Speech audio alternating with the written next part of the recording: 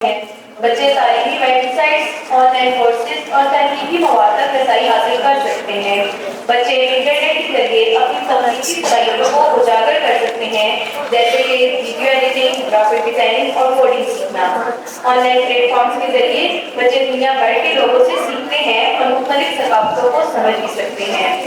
Secondary school کی زارا شجاعت بھی اسی قسم کا اظہار کر رہی ہیں۔ آئیے سنتے ہیں زارا شجاعت سے۔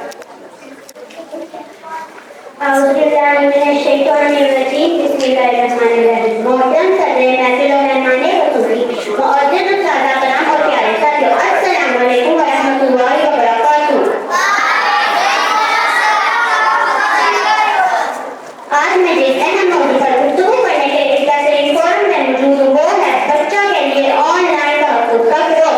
دور جدید میں انٹرنیٹ ہماری زندگی کا لازمی حصہ بن چکا ہے۔ بچے بھی اس جدید دنیا کا حصہ ہیں جہاں آن لائن تعلیم، تفریح، ویب اور معلومات تک رسائی ممکن ہو گئی ہے، لیکن اس کے ساتھ ساتھ آن لائن دنیا میں خطرات بھی موجود ہے جس سے بچوں کو محفوظ رکھنا ہماری ذمہ داری ہے۔ جیسا کہ ہر نئی ایجاد کے مثبت اور منفی پہلو ہوتے ہیں، اسی طرح انٹرنیٹ کا غلط استعمال بھی سنگین مسائل پیدا کر رہا ہے، خصوصاً بچوں کے لیے۔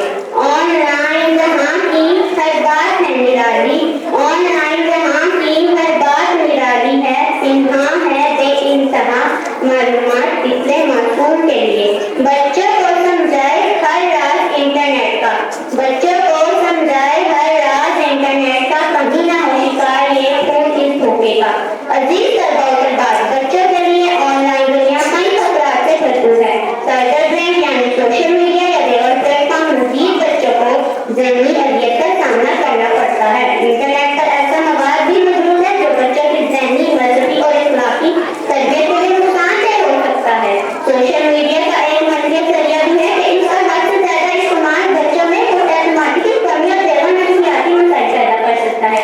اسی طرح ہیکرز بچوں کی معلومات چرا کر انہیں نقصان پہنچا سکتے ہیں۔ سامعین کرام، ان مسائل کا حل ممکن ہے اگر والدین اور احترام اساتذہ اور معاشرہ مل کر اپنی ذمہ داریاں نبھائیں۔ آج دیکھتے ہیں کہ ہم کیا اقدامات کر سکتے ہیں۔ سب سے پہلے بچوں کو انٹرنیٹ کے فوائد اور نقصانات سے آگاہ کریں، انہیں سمجھایا جائے کہ کیا صحیح ہے اور کیا غلط۔ بچوں کو یہ بھی سمجھایا جائے کہ اپنی ذاتی معلومات کسی بھی غیر معتبر ویب سائٹ یا فرد کے ساتھ شیئر نہ کریں۔ اسی طرح بچوں کو بتایا جائے کہ صرف قابل اعتماد لوگوں کو فالو کریں اور کسی بھی نامعلوم فرد سے بات نہ کریں۔ اسی طرح والدین کی بہت اہم ذمہ داری ہے کہ وہ بچوں کی آن لائن سرگرمیوں پر نظر رکھیں، تاہم اپنا رویہ دوستانہ رکھیں تاکہ بچے کھل کر اپنی مشکلات بیان کر سکیں۔